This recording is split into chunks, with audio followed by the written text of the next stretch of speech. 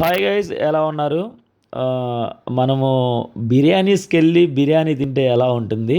చాలా బావుంటుంది కదా! అలాగే ఇప్పుడు మన ఒంగోలులో బిర్యానీస్ రెస్టారెంట్ ఓపెన్ చేసున్నారనమాట. సో, అక్కడికెళ్ళి మేము బిర్యానీ తిన్నాము. ఆ ముచ్చట్లు మీతో చెప్తాను. మనం మామూలుగా స్టార్టింగ్‌లో ఏం చేస్తాం, ఇంకా సూప్ తీసుకుంటాం కాబట్టి, నేను వెజ్ కార్న్ సూప్ ఒకటి, లెమన్ కొరియండర్ చికెన్ సూప్ తీసుకున్నాను అనమాట. అసలు మామూలుగా లేదు టేస్ట్ అది. లెమన్ కొరియండర్ సూపు అసలు చాలా అంటే చాలా బావుందనమాట. సో, అది ఫినిష్ అయిన తర్వాత ఇంకా యాజ్ యూజువల్‌గా మనము స్టార్టర్స్ ఆర్డర్ చేసుకుంటాం కదా!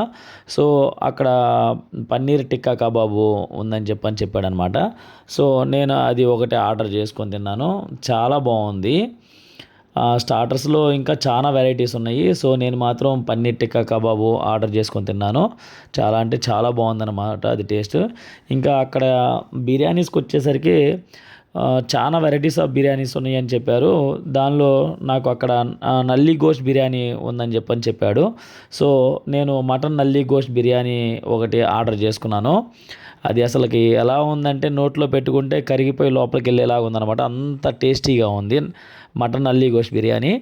సో, అది ఒక బిర్యానీ ఆర్డర్ చేసుకొని తిన్నాను. ఇంకా యాజ్ యూజువల్‌గా మనం బిర్యానీ అన్నీ తిన్న తర్వాత ఇంకా మనకి ఫైనల్ టచ్ కావాలిగా. సో, దానికోసం నేను ఐస్ క్రీమ్ ఒకటి ఆర్డర్ చేసుకున్నాననమాట.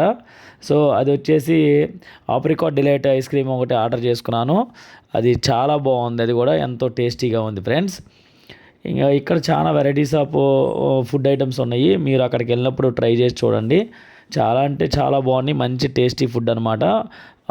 బిర్యానీస్ హోటల్ మన కర్నూలు రోడ్లో ఉంటుంది. Okay friends, bye, thank you.